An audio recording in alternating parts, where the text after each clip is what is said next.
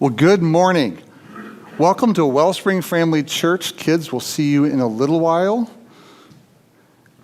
We are so glad you're with us this morning as we are continuing our series in the book of Joshua. Now, 2 weeks ago, Mike started our series. We were in Joshua chapter 1, and he was talking about the concept of God was encouraging Joshua to be strong and courageous, and talking through all of the reasons why it was going to be so important Joshua as the new leader to be strong and courageous as he led the people of Israel. And Mike encouraged us to lean into God and say, how do I need to be strong and courageous in my life? Because there are things coming that God knows about that I don't, that I'm going to need to lean on God. And I don't know about you, but in my life, I've found there are things all the time that I need to lean on God, so the encouragement to be strong and courageous is always timely. And then last week, Pastor Craig walked us through Joshua 2, and as Joshua sent spies into the land, and they found Rahab, and they found one person of faith in the city of Jericho, and it was confirmation that it was time to enter the land. And today we're in Joshua chapter 3 and 4. Finally, after 40 years of wandering in the wilderness, it is time to enter the promised land. So it's the buildup, and they're finally going to get to cross the Jordan River and go into the promised land. So we'll be in Joshua chapter 3 and 4. And before we jump into the text, though, I need to ask you a question. And this is going to be an important question for you to keep in the back of your mind, however you answer this. And the question is this: how have you seen God to be faithful in your life? So I realize there's a whole lot of possible answers to that. So just think back over your experience. And just pick one way, maybe the one that stands out the most to you, of how have you seen God be faithful? Now, maybe that's a job transition where God just worked everything out. Maybe it's you saw God's faithfulness during a medical diagnosis. Maybe it was a spiritual transformation of a loved one that you'd been praying for so long. Maybe it was a success or a victory that you saw God's faithfulness. Or maybe it was a failure or a defeat that you saw God's sustaining power through that difficult time. But what was that for you? Think of that one experience and kind of stick it in the back of your mind, because we're going to come back to it later. But the key idea for this morning that we're going to be talking about is that we can trust God's promises and follow him today because we've seen him be faithful so many times before. Amen? We've seen him be faithful over and over and over again so that we can trust him today and follow him. Now, Wayne Grudem is a systematic theology professor, and he has a great quote. I love how Wayne takes really complex things and makes them very simple. And here's what he says about God's faithfulness. He says, God's faithfulness means that God will always do what he has said and fulfill what he has promised. Like that's pretty simple. God is going to do what he said he will do. D.L. Moody put it this way. He said, God never made a promise that was too good to be true. It's like, yeah, that's awesome. I mean, you and I hear promises all the time that we know are way too good to be true. There's just no way the reality meets up with the hype, but it's never that way with God. God never makes a promise that is too good to be true. And if we can remember the times when we've seen God be faithful in the past, we'll have the courage to face the struggles of today. So let's turn to the text in Joshua chapter 3, verse 1. We're going to see what's going on with the Israelites. In Joshua chapter 3, verse 1. Then Joshua rose early in the morning, and they set out from Shittim, and they came to the Jordan, he and all the people of Israel, and lodged there before they passed over. At the end of 3 days, the officers went through the camp and commanded the people, as soon as you see the ark of the covenant of the Lord your God being carried by the Levitical priests, then you shall set out from your place and follow it. Yet there shall be a distance between you and it, about 2,000 cubits in length. Do not go near it, in order that you may know the way that you shall go, for you have not passed this way before. Then Joshua said to the priests, consecrate yourselves, for tomorrow the Lord will do wonders among you. And Joshua said to the priests, take up the ark of the covenant and pass on before the people. So they took up the ark of the covenant and went on before the people. Now, this would have been a massive undertaking. So they were at a place called Shittim, which was about 7 miles from the Jordan River. And it says they got up early and set out. Now, the they is important to understand what exactly is going on here. Well, in Numbers chapter 26, verse 51, it tells us how many people there were. It says this was the list of the people of Israel, 601,730. Now, that would have been the men of Israel. So that would have been generally men 20 years or older. So when you add in women and children, you're between 2 and 3 million if there's families with 3-4 kids. This is a big group. So can you imagine getting up early with that many kids and teenagers? And you thought your house was rough this morning. Can you imagine how many, Mom, I'm sorry, 5 more minutes. I don't want to get up. Or maybe it was the other way. Maybe there was an amazing amount. Maybe it was like Christmas morning. Because think about it. These kids have been in the desert for 40 years. They've never seen the promised land. They've never had a permanent place to live. And maybe it was like, Mom, come on, wake up. We got to go. Get up.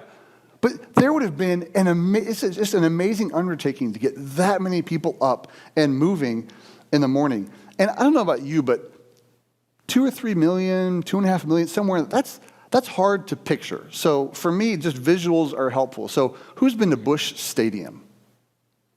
Okay, so imagine Busch Stadium filled with people to the brim 55 times. That's a lot of people. So this is a huge number of people. They get up, they have their animals and their gear and everything, and they are setting out on this early morning 7-mile hike. Now, the word Jordan means to go down. So this is a hike down to the Jordan. And the interesting thing in the passage, the first 6 verses, it talks about how they're supposed to advance to the Jordan. Did you notice that?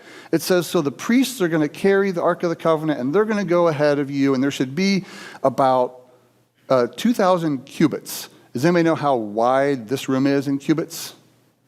Me neither. Doesn't matter. 2,000 cubits is a little over a half of a mile. So there's about a half a mile distance, and that served 2 purposes. And one purpose it says in the text, and that is, you've never been here before. So imagine having 2.5 million people walking, and if they don't have a leader, a focal point to follow, it's going to be like herding cats, trying to get them to all go the same direction. So one is just a practical someone to follow. But the other reason is this, and it's not listed in the text, but if you look at other historical documents of the time, what you see is that is how armies typically advanced towards battle. The king would be in the front, leading his army, and then there would be a large gap, and then his army would be behind him. Those are his backup dancers. That's his backup, and that's what they did here. So from a distance, you see this massive army coming. And if you think last week, as Craig spoke, he talked about how Rahab's comment of that the people of Jericho, their hearts melted because of the Israelites as they see this huge group of people coming towards them. And today, as we go through the message, we're going to go through 3 challenges and 3 principles as we follow God. What does that look like? And the first challenge is this. If we're going to trust and follow God, we've got to listen up.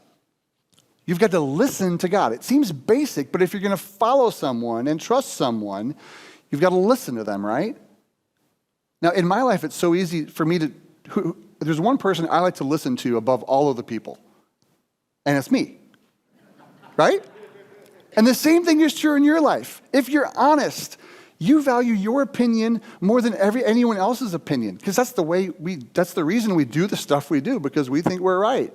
But the first thing in following God is we have to admit that we don't have all the answers, and we've got to listen to God. And as God is giving instructions to the people of Israel, he has to give them, they have to listen to him. They have to be willing to listen to him. Now, Sarah and I had an experience where we had a choice of whether or not we were going to listen to God. It was 20 years ago.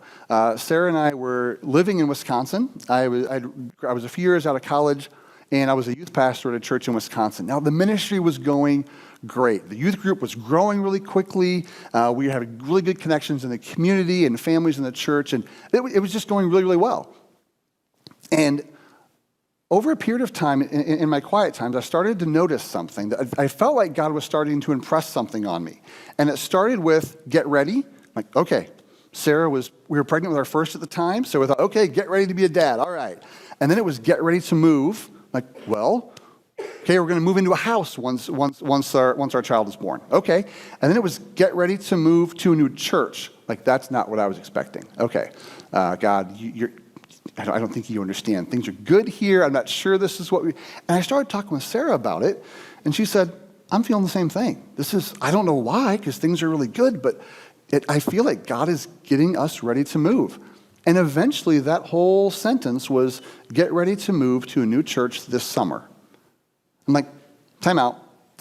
My wife is pregnant, and you want me to go to a new church, and I don't know where that's going to be, and you want me to leave the safety and security of where we are now to go somewhere where I don't. And we had to make a decision about what we were going to do. I'll tell you the rest of the story in a few minutes. Spoiler alert, we don't live in Wisconsin, but we'll get there.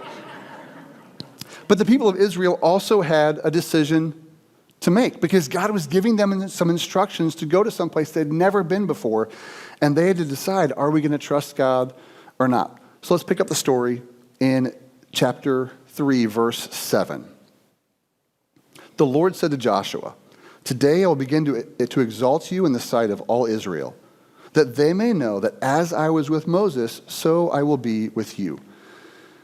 And as for you, command the priests who bear the ark of the covenant, when you come to the brink of the waters of the Jordan, you shall stand still in the Jordan.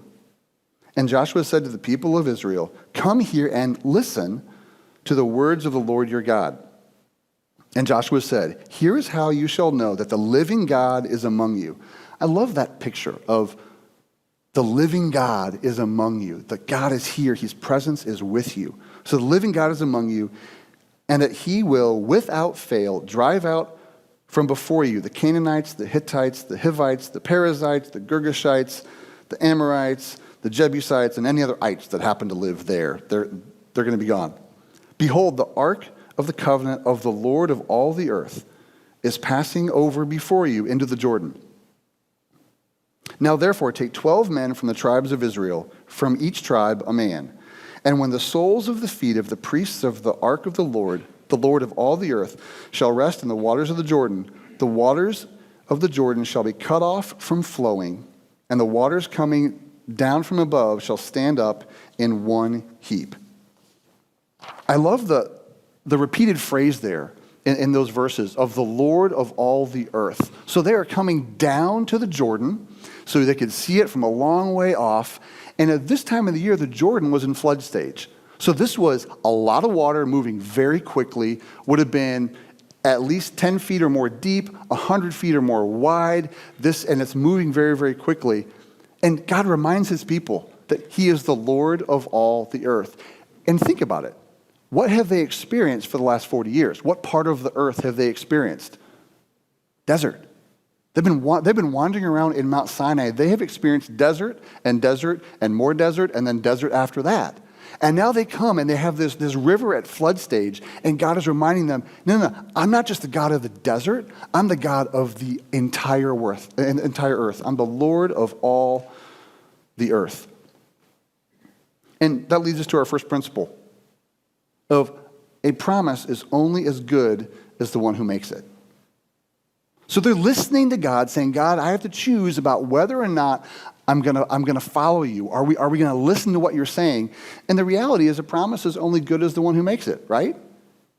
Now, I don't want you to point to anyone in case they're in this room, but does anyone have a friend that always promises to pay you back? But never, ever, ever does? And they're like, I just need $20 this time for whatever. I'll pay you. Like, yeah, you haven't paid me back the last 5 times. You're not going to pay me back.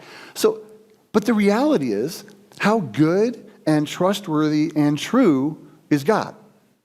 So his promises, I would say that you can take God's promises to the bank, but God's promises are way more reliable than any bank. I would say God's promises are as good as gold, but guess what? Gold pales in comparison to the worth of God and how much we can lean and depend on God. We can lean and trust on him because he is faithful. So we need to listen to God. We need to listen up and trust his promises. And the second challenge is this. After we listen up, we've got to step up.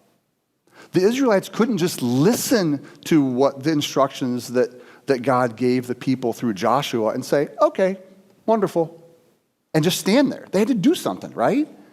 So they had to step up and step out in faith.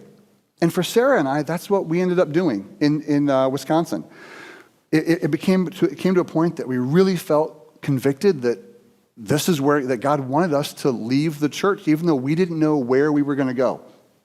So I talked to the senior pastor and the leaders of the church and said, I've come to a point where this is where I feel like God is leading me. But at the same time, I've been teaching your kids for the last several years about trusting God and God is faithful and you need to listen to when God leads you and follow him. And if I don't follow God in how he's leading me, I can never teach your kids again and encourage them about following God because I didn't do it in my own life. So Sarah and I made the decision that I resigned from my job at the church, and Sarah was working at a public high school teaching science, and she resigned, and she had some very interesting conversations because there were a few believers at the school that she worked at, but many of them said, wait a minute, Sarah, you're pregnant? Why in the world would you leave now? Wait, have the baby, take the maternity leave, and then go somewhere. That makes the most financial sense to work the system and benefit the most. And she had some great conversations with people to say, but it's not about that. It's about this is where God is leading us, and we're trusting him in the process. And God's timing is always perfect. So we ended up setting a date for the last Sunday that we were going to be at that church before we knew where we were going. And it was at the end of the summer, so we could stay and lead a trip, an annual trip at the end of the summer with the students. And so we set, and there was a potluck on that day. So you can't change a date once a church potluck has been scheduled, right? It's like that's it. People are making the casseroles. You can't. So we had that date. So we ended up finding out for sure where we were going to end up on the Tuesday before that coming Sunday. And again, as a dad, I'm like, okay, God, your timing is perfect, but you may have forgotten, my wife is pregnant. She's now like 7 months, 7 months pregnant. We need to know this baby's coming. We're on a timeline. But God is so good in his timing and his faithfulness that we can trust him. And he worked everything out that we ended up coming to St. Louis. And it's been so clear that even though he brought us to St. Louis initially for a ministry position, his purposes for us in St. Louis were so much bigger than what we knew initially. Through friendships that we've developed, through other ministry opportunities, through even medical situations with our family that we didn't know at the time that the doctors that we needed were in St. Louis. And eventually to our family being here at Wellspring and seeing how God continues to work in our life. And it's so amazing how we can trust him because he knows what he's doing. Shocker, right? God knows what he's doing, and we can trust him as he leads us. And that's what the people of Israel did. Let's keep going in chapter 3 in verse 14. So when the people set out from their tents to pass over the Jordan with the priests bearing the ark of the covenant before the people, and as soon as those bearing the ark had come as far as the Jordan, the feet of the priests bearing the ark were dipped in the brink of the water. Now the Jordan overflows all its banks throughout the time of harvest. The waters coming down from above stood and rose up in a heap very far away at Adam, the city that is beside Zarethan. And those flowing down toward the Sea of Arabah, the salt sea, were completely cut off. And the people passed over opposite Jericho. Now the priests bearing the ark of the covenant of the Lord stood firmly on dry ground in the midst of the Jordan, and all Israel was passing over on dry ground until all the nation finished passing over the Jordan. Now, as we look at this passage in the miracle, the actual miracle of what happened, I want to remind you of a couple of things. One, we believe the Bible is real. We believe this is real people in real places interacting with a very real God. So we don't think it was a figurative way that God somehow stopped the water. We think God actually stopped the flow of the river. And the second thing is this: we serve a God of miracles. Earlier in the passage, it talks about he is the living God who is among us. He is the Lord of all the earth. And if we believe that God created the earth, then we also have to believe that God can interact with the earth however he sees fit. And God can do miracles. But imagine this scene. Joshua and Caleb are the only two men that experienced the miracle at the Red Sea that are still with the group. Everyone else died in the wilderness. And everyone else has just heard stories about what happened, but now they get to see it for themselves. Now, when you look at the Hebrew, dry for dry riverbed, do you know what that means? It means dry riverbed. I know, that was some really deep biblical study right there. But here's the thing. So one miracle is it says like 18 miles north at a city called Adam. I want to show you a map so you can see kind of what's going on. So in the middle of the screen, you see the crossing site, which coincidentally is not too far away from where Jesus was probably baptized in the Jordan River. So on the right side of the screen, you see Shittim, where they started. And up at the top, you see the city of Adam. It's about 18 miles away. So you would have, miracle one is up at Adam, where the water stops flowing and stands up in a heap. So imagine somebody was on the river, right? Up in Adam, up north of Adam, someone was on the river. And all of a sudden, there's this giant wall of water, and there's a flood, and this is a major thing. People are aware of what's going on. This is causing all kinds of issues.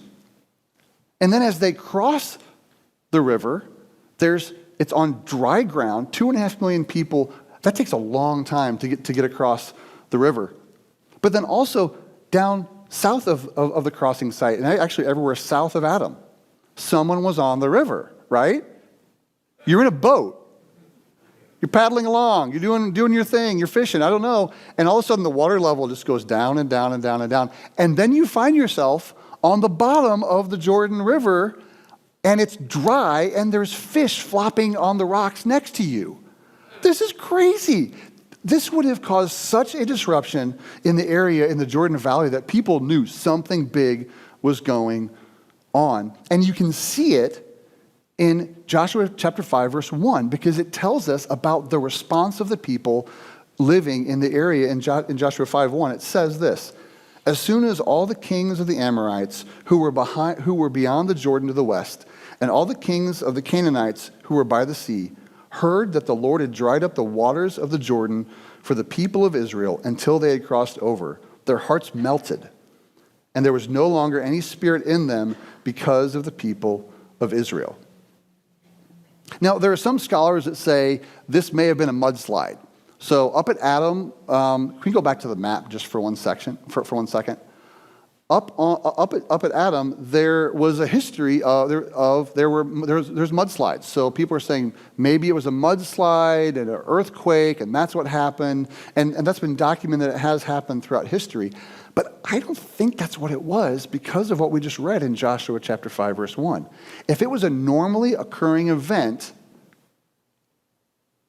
you would have just said, oh, this has happened before, and it's not a big deal. But because of their response, I think this was God just did a miracle, and it wasn't using a mudslide or an earthquake. I think God just decided to do it on his own because he doesn't need our permission or help anyway. He can choose to interact with his creation how he wants to do that. Which leads us to principle number 2. Our job is to be faithful and trust God for the results. Now, I'm not a military strategist, but if I was, and I took the plan for invading Canaan and boiled it down, it was step in the water, right? That's all they did. They walked down to the river, and the priest said, okay, we're going to step in the water, and our feet are going to get wet. And then what? Well, we don't know. That's out of our hands. We're going to wait, and that's God's job. So their job was to be faithful and do what God led them to do and trust God for the results. And that's our job too. And that is so amazingly simple and difficult at the same time, isn't it? Because again, I'll speak for me, not you. I want to control things.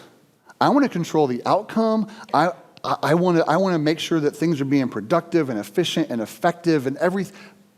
But biblically, my job is to say, how can I follow God and be obedient to him and be faithful to the things that he's called me to and trust God for the results? And that can be so tough sometimes because it's out of our hands. It's saying, God, I trust you with this, and I want you to get the glory here. So our job is just to be faithful. And the obedience, and the theme all throughout this passage is the obedience by the people to God's command. So the first challenge was to listen up. The second one was to step up. And the third one is to speak up. It's to share stories of times that we have been faithful and we've seen God bring about results. And that's what they do in Joshua chapter 4. And we're not going to read that this morning, but the first 14 verses, it goes through and talks about how as the people crossed through and Joshua got 12 stones in the river and had one man from each tribe come down. And it says that he picked them up on their shoulders. Each man, these were not little rocks. These were large boulders and stones that they picked up and carried on their shoulders. And they made a memorial with the stones. So that in verse 6, it tells us something very interesting. So that when your kids ask you, what do these stones mean? You can tell them what God did here today. So I just want to pause there for a second. So this is one generation telling the next generation, this is what God did. So mom and dad, do your kids know how you became a Christian? Have you ever told your kids the story of how you started following Jesus and these things that have happened along the way that strengthened your faith? Do your grandkids know? Do your cousins? How can we be sharing these stories? Because it's not just about us knowing that, but it's about us proclaiming that and sharing it. And that's part of what was happening here. And the way that the question is worded is not just in general, tell me about this rock, but it's about what are these stones to you? What did you experience? How did God make himself real to you? And the third principle is really easy. Sharing stories of God's faithfulness encourages other people. Looking for opportunities where we can share stories encourages other people. And just in a few moments, we're going to have a story this morning. Katie Brooks is going to come and share her testimony in just a moment. But if you were at family camp, remember the testimony time at family camp where we got to hear stories of what God is doing? That's so encouraging. And when we had baptism a few months ago, hearing the stories is not just good for the person sharing the story, it's good for the person hearing the story, because that encourages us in our walk with God as well. Katie, if you would come, we'd like to hear your story in just a moment. But we need to find opportunities and ways that we can be sharing stories. Because right now we all have a story in the back of our head, right? Because I asked you to have that earlier. So that's a great story that you could be sharing this afternoon. And Katie is going to come and share with us a story of how God has been leading her recently and what steps God's asking her to take.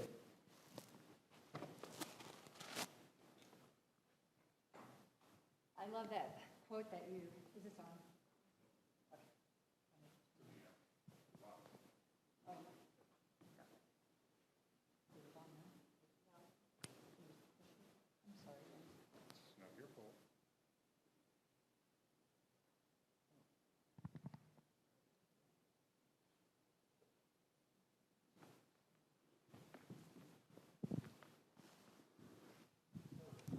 That's okay.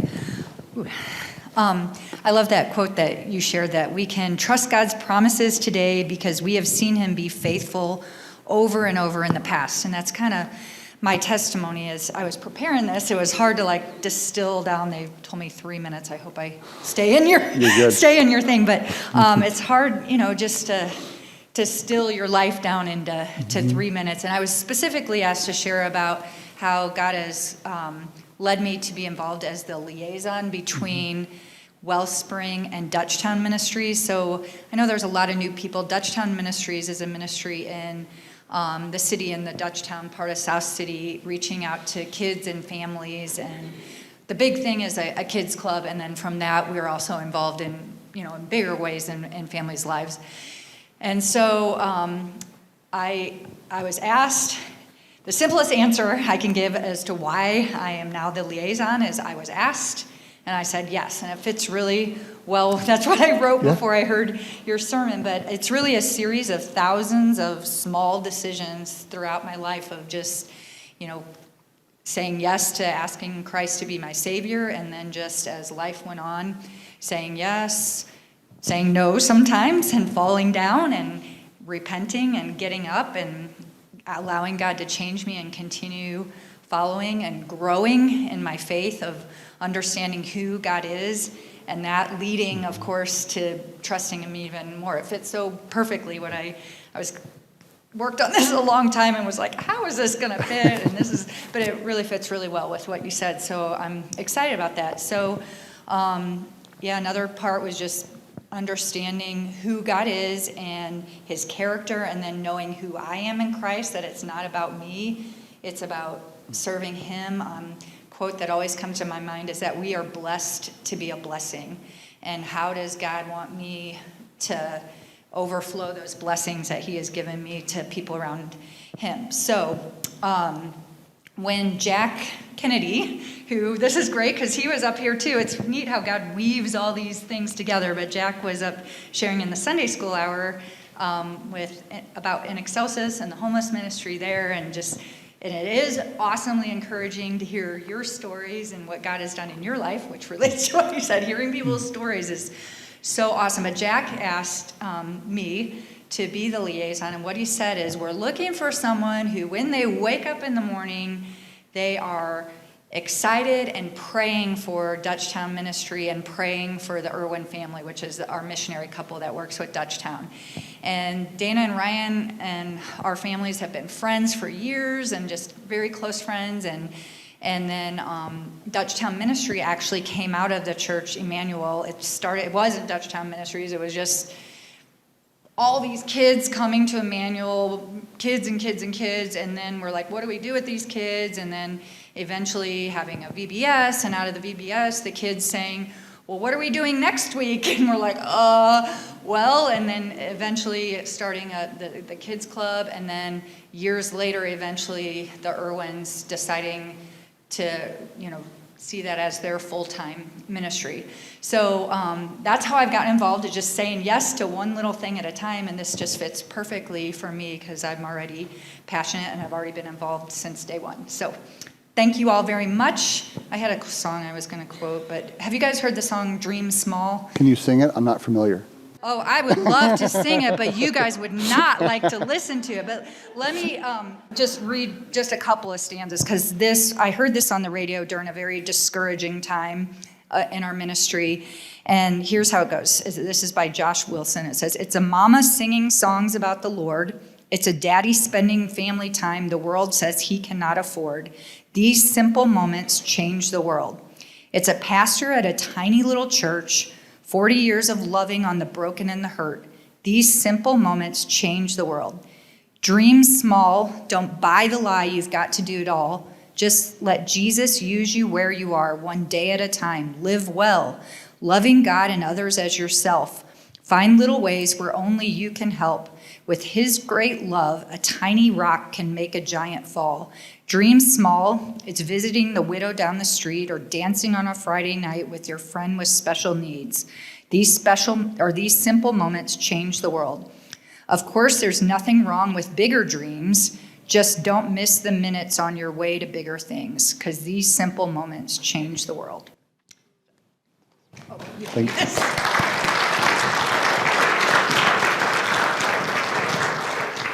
Thanks, Katie.